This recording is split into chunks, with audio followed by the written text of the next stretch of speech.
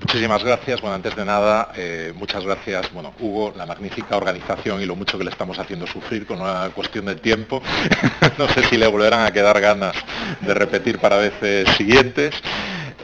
Por supuesto al colegio, a Chema, a Juan, pues realmente nos tratáis de maravilla. De esta manera no hay manera de plantearse hacer otro sitio, porque al final, por mucho que lo intentemos, la verdad estamos muy a gusto en esta casa y desde luego, nos sentimos desde luego muy, muy a gusto al respecto, ¿no? Bueno, me ha tocado ser el último y eso siempre tiene sus ventajas y sus inconvenientes. Las ventajas es que voy a intentar ser lo más breve posible. Los inconvenientes que ya estáis evidentemente bastante cansados después de una jornada bastante intensa en la que afortunadamente mis compañeros han hecho un repaso yo creo bastante intensivo sobre las cuestiones más candentes en relación a la protección de datos y menos mal que voy a hablar de un tema que no es nada polémico, ¿verdad? Como es el tratamiento de datos políticos, vamos para cerrar, tranquilos y relajados en lo que nos queda, pero bueno, desde luego estaré a vuestra disposición para las dudas, para las cuestiones que se puedan plantear posteriormente. Bueno, lo primero que nos tenemos que plantear, aunque es un poco baladí hacerlo en sede de un colegio de abogados, ¿no? Pero bueno, a veces siempre es importante también recordar de dónde venimos, es qué derechos tenemos ante la ideología, ¿no? Hay que recordar que hace poco más de 40 años, y como bien ha recordado mi compañero anterior ponente Antonio, realmente venimos de un sistema en el que no había derechos, o si había derechos era más de nombre que de otra cosa, ¿no? Es un régimen, pues evidentemente afortunadamente ya pasó hace más de 40 años, ya hemos superado yo creo el trauma inicial de una democracia incipiente o de una democracia digamos joven. Y hoy por hoy podemos decir que sí que tenemos desde luego una serie de derechos claros, reconocidos y que desde luego se plasman en nuestra Constitución, que ya digo, han cumplido ya 40 años hace recientes fechas. En ello el artículo 16 nos dice en el apartado 1 que se garantiza la libertad ideológica, religiosa y de culto de los individuos y las comunidades sin más limitación en sus manifestaciones que la necesaria para el mantenimiento del orden público protegido por la ley. Es decir, tenemos ese orden público por ahí capeando, pero en términos generales todos afortunadamente tenemos libertad ideológica y únicamente nos pueden limitar, en cierto modo, en su caso, en sus manifestaciones, amparándonos efectivamente, única y exclusivamente, en ese límite difuso. Este punto 2, desde luego, es esencial, ¿no? Nadie podrá ser obligado a declarar sobre su ideología, religión o creencias, particularmente sobre su ideología, esto de que a quién votas, aunque últimamente ni nosotros mismos sabemos cómo responder a esta pregunta, pero desde luego es una respuesta, es una cuestión que no tenemos por supuesto que responder bajo ninguna circunstancia. El artículo 18 de nuestra Constitución nos dice, entre otras cosas, que se garantiza vuestro honor, intimidad personal, familiar y la propia imagen, y hay un apartado 4 en el que se habla de la informática. Hablar hace 40 años de la palabra informática es como hoy hablar del derecho del espacio, y nos dice que la ley limitará el uso de la informática para garantizar el honor e intimidad familiar de los ciudadanos y el pleno ejercicio de sus derechos. Por tanto, es algo que tenemos que tener en cuenta y que evidentemente ha sido trasladado, afortunadamente, por nuestra tradición normativa ya desde el año 92 y aquí plasmada recientemente en las normas que se han citado hasta la saciedad, el Reglamento General de Protección de Datos Europeo y la recientísima LOPD-GDD, Ley Orgánica 3/2018. Pero no nos podemos olvidar de otra ley, que nos la han traído de máxima actualidad, como luego veremos, que es la Ley Orgánica 5/85, de 19 de junio de régimen electoral general, la LOREG. ¿Vale? Bien, ¿qué tiene que ver esto con todo esto? Bueno, pues el artículo 9.1 del Reglamento General de Protección de Datos nos dice que queda prohibido el tratamiento de datos personales que revelen, entre otras cosas, las opiniones políticas. Está prohibido, con carácter general. Algo que tenemos que tenerlo muy presente. Nosotros estamos hablando de datos sensibles. No, datos sensibles están especialmente protegidos, pero por defecto está prohibido tratarlos. Incluso a este respecto nos dice el artículo 9.1 de la Ley Orgánica, la reciente Ley Orgánica de Protección de Datos, que a fin de evitar situaciones discriminatorias, el solo consentimiento del afectado no bastará para levantar la prohibición de tratamiento de datos cuya finalidad principal es identificar su ideología, afiliación sindical, religión, orientación sexual, creencias u origen racial o étnico. Es decir, aunque se obtenga nuestro consentimiento, no es suficiente, ni siquiera el consentimiento expreso, para avalar el tratamiento de datos de carácter ideológico, que es lo que nos ha traído, en este caso, a esta ponencia. Eso sí, ¿nos podemos agarrar a otra excepción? Sí, la excepción que viene contenida en el artículo 9.2g del Real Decreto, no, del Reglamento General de Protección de Datos, el cual nos dice que si el tratamiento es necesario por razones de un interés público esencial, una vez más estos conceptos jurídicos tan determinados, que tanto nos gustan, sobre la base del derecho de la Unión de los Estados miembros, que establece que debe ser proporcional al objetivo perseguido, respetando lo esencial del derecho a la protección de datos y establecer medidas adecuadas y específicas para proteger los intereses y derechos fundamentales del interesado. Y es aquí donde se hace bastante interesante la cosa, porque la recientísima Ley Orgánica de Protección de Datos incorpora una polemiquísima disposición adicional tercera, en el cual nos da 3 libertades de estas que hay que enmarcar. Primera libertad, libre, por supuesto todo esto lo entrecomillo, tratamiento de datos ideológicos. ¿Esto qué significa? Todo esto va encaminado a modificar un artículo que estaba durmiendo el sueño de los justos, que era esa LOREG que comentábamos antes, la Ley Orgánica de Régimen Electoral General, que se añade, como digo, este artículo 58 bis, cuyo apartado primero nos dice: la recopilación de datos personales relativos a las opiniones políticas de las personas que lleven a cabo los partidos políticos en el marco de sus actividades electorales se encontrará amparada en el interés público únicamente cuando se ofrezcan garantías adecuadas. Ahí lo vamos a dejar. Es decir, no penséis que a continuación nos dicen las garantías adecuadas. No, simplemente nos dice garantías adecuadas y la norma original no creáis que lo entrecomilla. Lo he entrecomillado yo para tenerlo más claro. Vale. Segunda libertad que crea: libre recopilación de datos de redes. El nuevo artículo 58, como decíamos, bis, incorpora en su apartado 2 que los partidos políticos, coaliciones y agrupaciones electorales podrán utilizar datos personales obtenidos en páginas web y otras fuentes de acceso público para la realización de, una vez más, entre comillas, actividades políticas durante el periodo electoral. Tampoco penséis, no vayáis buscando la norma, una definición de actividades políticas, porque no la vais a encontrar, ¿de acuerdo? Actividades políticas en el más amplio y maravillosa indefinición del término. Y por último, la tercera gran libertad que crea es la libre, entre comillas, el libre envío de propaganda electoral. Y aquí tenemos el nuevo apartado 3 y siguientes de ese artículo famoso 58 bis, en el que nos dice que el envío de propaganda electoral por medios electrónicos o sistemas de mensajería y la contratación de propaganda electoral en redes sociales o medios equivalentes no tendrán la consideración de actividad o comunicación comercial.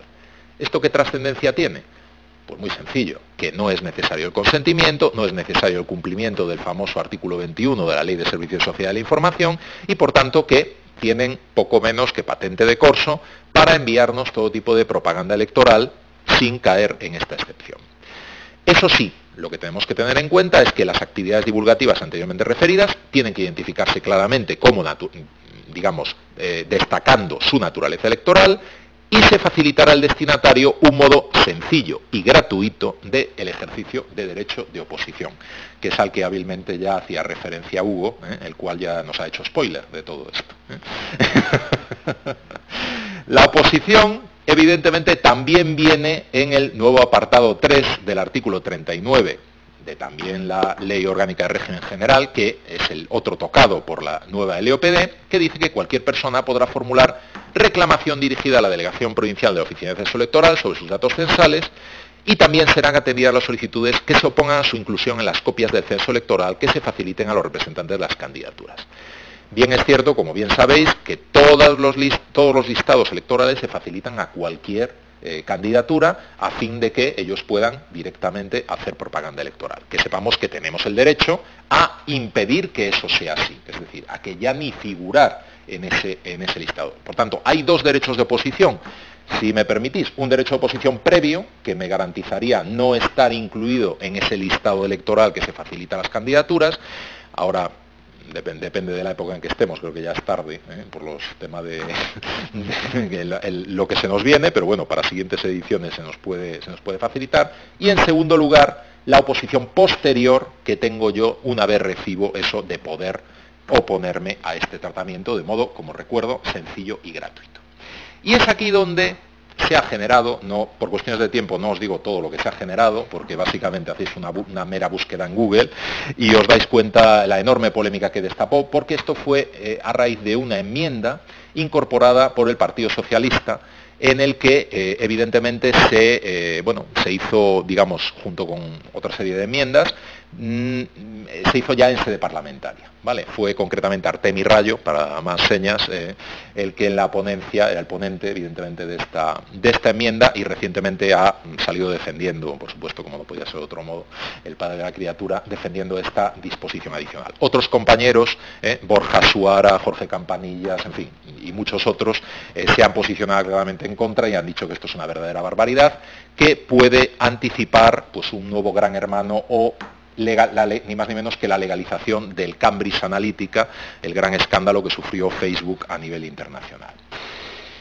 Por tanto, la Agencia de Protección de Datos ha decidido actuar preventivamente, todavía no, evidentemente no hay ninguna actuación concreta, pero ha dado, como veréis, un aviso a navegantes, ¿no? Y emitió un informe del Gabinete Jurídico de la Agencia Española de Protección de Datos, cuya referencia tenéis ahí, y lo justificó en dos razones fundamentales. Primero, a raíz de la justificada preocupación sobre el uso, entre otras cosas, del Big Data, inteligencia artificial, aplicación de micro-targeting en los procesos electorales y que pueden llevar a la manipulación de las personas mediante la realización de perfilados exhaustivos y el fenómeno de las fake news o desinformación online. El riesgo, ya veis, es evidente, es serio, no es algo que nos hayamos sacado de la manga, es algo que desgraciadamente ya se ha producido en las elecciones norteamericanas y en el Brexit. No es algo que diga yo, sino que hay sobradas pruebas y realmente reconocido incluso en parte por los causantes directos o indirectos de que esto fuera así. En segundo lugar, la agencia no tuvo la oportunidad de pronunciarse en el informe preceptivo. Ya sabéis que la agencia tiene obligación de, bueno, o por lo menos las distintas entidades y los distintos parlamentos y los distintos gobiernos tienen obligación de remitir previamente los proyectos de ley que pueden hacer referencia al ámbito de datos a la agencia para que la agencia se pronuncie. Y en este caso no fue, como esto se introdujo posteriormente en sede parlamentaria, la agencia no tuvo oportunidad de pronunciarse concretamente sobre esta disposición adicional tercera. Es por ello que el informe jurídico nos dice que, se empieza diciendo que el tratamiento que se realiza deberá ser proporcional al objetivo perseguido, que es garantizar, y no podemos olvidarlo, el adecuado funcionamiento de un sistema democrático. Y como señala, considerando 2 del Reglamento General de Protección de Datos, estoy yo por darle real decreto a esta naturaleza, el tratamiento de datos personales debe estar concebido para servir a la humanidad. Me encanta, no sé si habéis realmente conocíais esta cita del reglamento, pero la verdad es muy poética y muy traída al caso por la propia Agencia de Protección de Datos. Por consiguiente, y es clara la agencia, lo que no podrán amparar tratamientos no proporcionales como el ya citado microtargeting, ni tener por finalidad forzar o desviar la voluntad de los electores. Esto ya queda claro desde el minuto 1. Pero es que además, ¿os acordáis que dejábamos una serie de garantías adecuadas, entrecomilladas? Bueno, pues la agencia ya ha concretado cuáles son estas garantías adecuadas y cualquier partido político, cualquier agrupación electoral, etcétera, tendrá que cumplirlas y seguirlas al pie de la letra si no quiere verse realmente con un verdadero problema, porque la agencia sin duda se mantendrá vigilante. La primera de ellas, la famosa responsabilidad en el diseño y por defecto, incluyendo la pseudonimización o la anonimización directa de los datos. En segundo lugar, la designación de un delegado de protección de datos por tratarse, en todo caso, de un tratamiento a gran escala de datos sensibles. En tercer lugar, redactar, en su caso, obviamente, un registro de actividades de tratamiento, pero detallado, más detallado de lo que es lo habitual. Realizar una evaluación, aquí sí, la famosa evaluación previa de impacto, aquí se pronuncia claramente que antes de realizarlo hay que hacer una evaluación de impacto en materia de protección de datos y, por supuesto, consultar previamente a la agencia si la conclusión de esa evaluación de impacto concluye un alto riesgo para los derechos de los interesados. También la adopción de un nivel máximo de medidas de seguridad, como no puede ser de otra manera, pues estamos hablando de datos sensibles. Si se hace por encargo, es decir, lo normal, que un partido político no lo haga internamente, sino que contrate una empresa, una entidad que realice este tratamiento, pues obviamente el necesario contrato de encargo de tratamiento, que tiene que ser riguroso, nos dice la propia Agencia de Protección de Datos. Por supuesto, la facilitación del ejercicio de derechos del interesados, sobre todo recordando la oposición sencilla y gratuita que teníamos anteriormente y que la agencia nos reitera. Si se obtienen los datos de terceros, es decir, no directamente del interesado, será necesario comprobar el origen lícito y con el reglamento. Aquí es donde yo me permito decir, si yo voy a sacar los datos de una red social, yo me tengo que cerciorar que ese tercero, que es la red social, cumple, en este caso, el reglamento y es un origen lícito. Yo lanzo la pregunta de qué red social cumple en estos momentos el reglamento. Entonces, bueno, no sé qué red social se podrá utilizar para esta finalidad.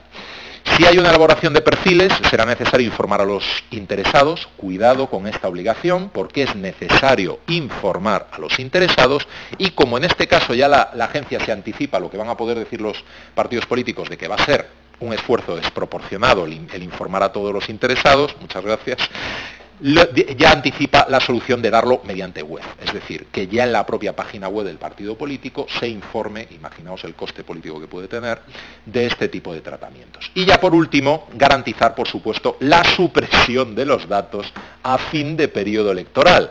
Algo que me gustaría saber qué partido político cumple después de que termine el partido electoral, destruyen, suprimen de manera segura y cumpliendo las medidas de seguridad el censo electoral. Bueno, no vamos a continuar, ¿verdad? Por tanto, ya termino con una última pregunta. ¿Seremos meras piezas en el tablero político? No sé qué os parece. Y nada más, muchas gracias.